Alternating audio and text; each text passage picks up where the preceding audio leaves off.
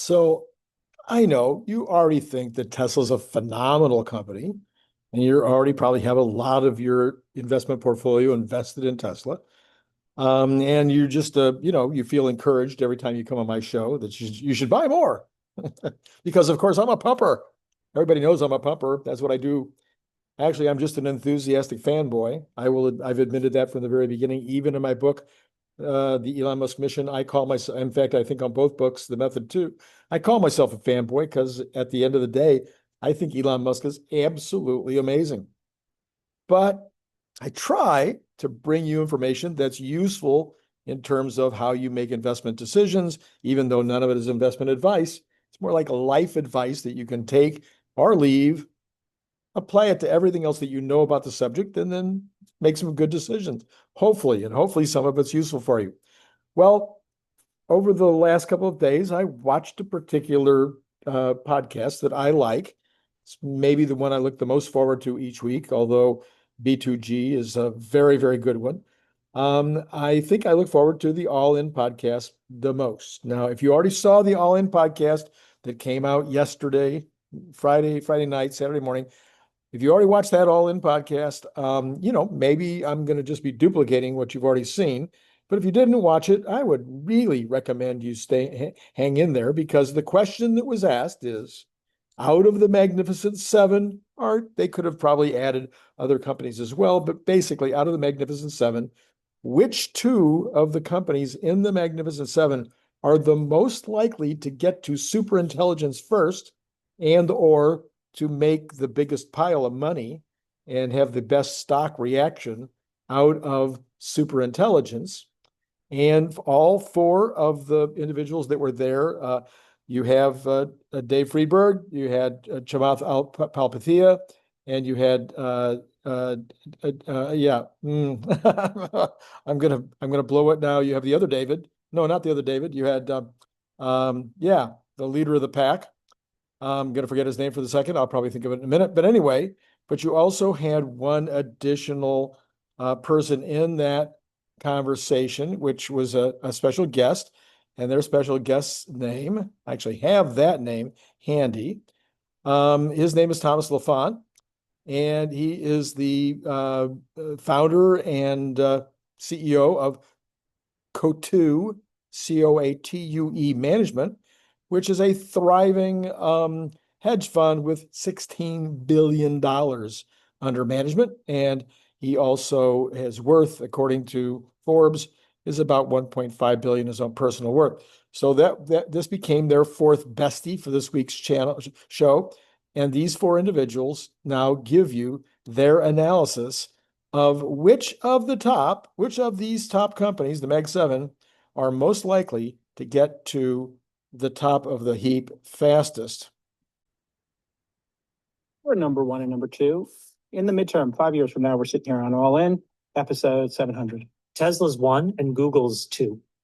And the reason is because they are the closest to having that vertically integrated stack that I spoke about. I think that Tesla has the best vision models. Now with xAI, they'll have one of the best LLMs and reasoning models, and they'll be able to eventually stick that on Dojo. And then all of that will be in all of the physical AI that you will interact with in your daily life, whether it's a robot or whether it's a car or whether it's a Robotaxi. So that's number one. And then number two, for many of the same reasons, I think Google, because you'll have the Gemini family of models, which just absolutely kick ass, like VO3, which we haven't really spoke about, is going to destroy Hollywood. Like in the next year, like Hollywood is done, I think. But they're landing model after model. They have the TPU, and the next generation TPU, I think, is exceptional. They're baking quantum, and then they have an entire funnel of billions of people that they can direct experiences to. So Tesla one, Google two. Chamath, quick follow-up on that. So that, Chamath Palihapitiya, I mean, he's a multi-billionaire, has had one big success after another. He is best bro with the President of the United States, has just visited Elon Musk, actually he may mention it here, took a tour of both Memphis and of Austin just in the last week or so. Very, very high on Tesla, always has been high on Tesla, but I was a little surprised by his reaction. But let's continue on. Curious on Google. This is because I oscillate a lot on this particular name. Can Google win if search declines? Yes. And I think that what probably has to happen is, bear with me when I say this, but if you had to boil down Google's economic North Star metric, right? Not the value North Star, the economic North Star metric would be price per click. And I do think that Google is extremely well positioned to pivot that to price per token. And I think that they have some emergent classes of physical AI, but they have the largest pool of people where they can generate a price per token value framework through YouTube, through Gmail, through Workspace. I think through search, but probably it's a different kind of model. It just requires them to rip the Band-Aid off at some point. But yeah, I think Google can do it. I'm going to think go they with could- you, Chamath. I'm one. My 1 and 2 are either Google or Elon, and I'll just say Elon because I, like you, I spent a day up at XAI and I saw what a magnet for talent he is. I got to sit in some meetings and just he was interviewing people and he was working with that talent 8 o'clock at night. There's a lot of people there on a Saturday grinding it out. It was nuts. I first went to XAI. In the 15 minutes that I was in the parking lot finishing a call, the kinds of people that were walking in and out of there, you could tell they were big brains. Yeah. I don't know how, you know what I mean? Like from every walk of life, they all just looked much smarter than the rest of us. Yeah.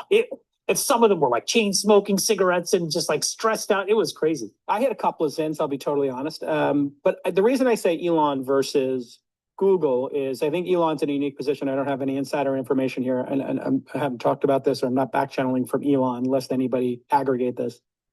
I think what Colossus has done and what Tesla has done, both of these things, Tesla with their own stack of hardware, to your point, Chamath, hardware plus software, plus the user application of FSD and Optimus. Then you put that together with the data, the real-time data of X, formerly known as Twitter, plus what he's building with XAI, and obviously those two companies merged. I think Tesla board, XAI board have to get together, put those two companies together. Yeah, I One's agree. worth a Okay, so now you have the second member of the pack saying that Tesla is number one. Not only that, he's agreeing with so many others who are saying now it's time for Tesla and XAI to merge, which I've been talking about on this channel since the first time that it was even barely suggested. I'm hearing from lots and lots and lots of people they believe that this is a very smart move. Who knows whether this will be something that comes up at this shareholders meeting, whenever that's going to be, but my best guess would be August. So now we have two of the four picking Tesla as number one. How do you like those apples? Let's keep on going. billion, one's Agreed. worth 100 billion. Agreed. Put them and just have all that brain power going in one direction, as opposed to Elon task switching between the two. You do that, I think he wins number one. You don't do that, I think he either gets one or two. And then I think Google is going to have a better search product, Thomas. I think it's a really important point. Do they lose search share? Doesn't matter. What I think matters is, are their ads more effective? Is their ad network more effective? And I think based on what they know on you from your chat searches and your discussions and what they analyze in your email, just analyzing your Gmail and your surfing behavior and Chrome, if they get to keep it, your Android phone, if you use it, your YouTube list, and when you drop off All In and when you start listening to another podcast, whatever it is, all that data is going to lead to an ad network that performs so much better that even if they lose search share, their ad network is going to continue to grow. And I think it will increase in velocity. So those are my top two. Freeberg, I'm curious from your position, which one you think is number one and number two? I saved you for last because you know what we do here? We save the best for last, Freeberg. Go ahead. I think there's a difference in how I would kind of lump them. I think that Tesla probably it is the best place to invest if you want to have a shot at a massive new industry. So they've got a baseline business in obviously the automobiles, but I think this humanoid robot opportunity is absolutely mind-blowingly ginormous. So once again, now we have David Freeberg. Now he's gonna waffle a little bit and say, well, maybe Google gets to well, anyway, you'll hear what he says, but he just says Yeah, if you want to invest in a company that has a shot at something really, a complete new industry that could be out of this world, then that would be a great direction to go. Let's go back and listen some more. I don't think that there's a better company on earth positioned to execute against this humanoid robotics opportunity than Tesla. So, it's sort of like, I would call it a low probability, high upside sort of call option embedded within that business. And obviously you're paying a premium for that because it is still a very healthy premium you pay for that business. I think NVIDIA, to Thomas's point, I think the common thesis is it is the most protected. The durability of the business is there. But I would argue that there's actually a low probability but very high severity risk to NVIDIA in China. There was just a demonstration last month of a 1 nanometer semiconductor manufacturing process out of China. I think the more that we continue to try and isolate China from a policy perspective, the more we are emboldening investment in China, meaning from the government, from private industry into China to create alternatives to the chip stack where the United States companies, particularly NVIDIA, have a moat today. So I do think that there's going to be an emergent competitive threat coming out of China to NVIDIA. And just like we were knocked over by DeepSeek, I think we will be knocked over by some semiconductor manufacturing processes coming out of China in the near term. But the overall kind of... By the way, Dave, just on that point, I think Sachs's work on the diffusion rule, just generally, I don't think has kind of gotten enough attention in the rescinding of the diffusion rule, which essentially handicapped our ability to even arm our allies, right, with our semiconductor technology. In my opinion, was kind of a milestone and very important moment to try and offset exactly what you were just describing. That's exactly right. I mean, there was a report a few months ago, and I mentioned it on the show, or maybe I didn't, or maybe I sent it to Sachs and we talked about it offline. I can't remember, but it was about a $40 billion investment being made in developing competitive semiconductor manufacturing full stack solutions out of China. So I do think that the lithography IP moat is being crossed in China. I do think that China is developing actually new technology for DUV and EUV systems. I do think that there's a risk to NVIDIA's core. Now, look, NVIDIA is such a durable business. There's great moats, great advantages, but we're creating every incentive for an alternative to NVIDIA to emerge from China. Now, I don't really have a lot to add to that because I'm not even remotely as expert as he is. But this is kind of the stuff that's been talked about all along with NVIDIA, which is what's probably keeping NVIDIA at a lower multiple, a lower PE than it might otherwise be, given their growth, given their profit margins, et cetera. And it's not, again, he might be right. It's not necessarily that they'll have fewer sales. Their sales may continue to go up. But if they get some significant competition out of China or somewhere else, out of Tesla with Dojo chips, if they get significant competition, it may lower their margins. So they might get the sales, but their margins might drop. And the margins are one of the reasons why the profits are so huge compared to their sales. Anyway, so that was a little bit of a thought there. And then my third kind of categorization would be what's the portfolio solution. I think that's Google. I think that there's a diversification of high beta bets inside of Google, of any one of which could have, call it $1 trillion market cap outcome, ranging from Waymo to quantum computing to the biologics work that Demis is working on out of isomorphic.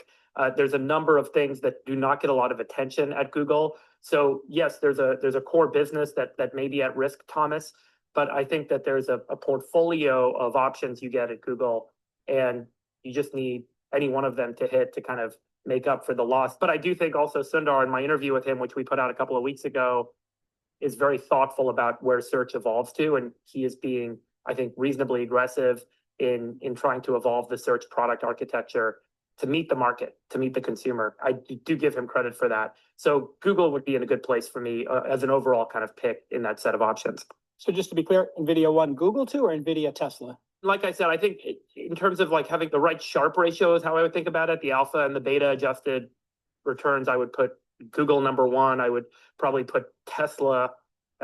Tesla's valuation, I think, already has a premium associated with those options. So I don't know Yeah, so I don't know if I would really pay that premium. I think. Well, aside from the valuations, let's take valuations out of it. Just the game here is who wins the AI Yeah, prize 5 years That's from how now. I understood it as well. Yeah. So valuation irrelevant. Valuation irrelevant. Who wins the AI prize? One, you're saying Google. Two, you're saying Tesla. I think Google's in such a position. I mean, look, Interesting. Demis, I think, has been fairly coy about where they are. They obviously promote Gemini 2.5, but there's a lot still coming. And as Chamath pointed out, it's not just LLMs. There's a pretty sizable family of models, including a lot of these graph-based models that are being used in really novel applications that no one else is even close to. No one's spending time on. I mean, some of the weather forecasting, it might seem small and trivial, but it's a demonstration of Google's competency in core model development that shows an understanding and a depth of research and work that goes well beyond LLMs. So I'm pretty bullish on the depth of talent, the full stack. Yeah, and whatever they learn there could apply to Gmail, could apply to search, could apply to ads, could apply to YouTube algorithm, right? It just goes up and down, yeah. Yeah, from a product perspective, I do think you see this kind of multi-model emergence that we're now seeing. No one talks about the single model that sits behind the application. There are multiple models that work together, and obviously this agentic architecture unlocks another layer of not just kind of solutions to complexity. Sure. And so there's quite a lot, I think, that's emergent here that Google will start to kind of benefit from in the year ahead. I mean, for those of us, who love tech, right? If we step back for a minute, I really feel like, to use the analogy of this podcast, like we're now at the WSL World Series of Poker, right? We got 7 companies around the table. The stacks are trillion in size, right? And all of us are going to get a front row seat to see what happens over the next 5 years. I mean, and on top of that, we're going to get to analyze, bet ourselves on who we think's going to win. We know there's some other companies that are pushing to get at that table, right, with some sharp elbows. I mean, what a time to be doing what we're doing. I don't know if I love the analogy, because I don't think, first of all, it's a zero-sum game where there's this X number of chips and someone ends up with all the chips. I do think you could see, as an example, just talking about the scenarios we just described, Tesla developing an extraordinary humanoid robot business that's worth $1 trillion. Google building, to Chamath's point, a media empire based on generative AI in media.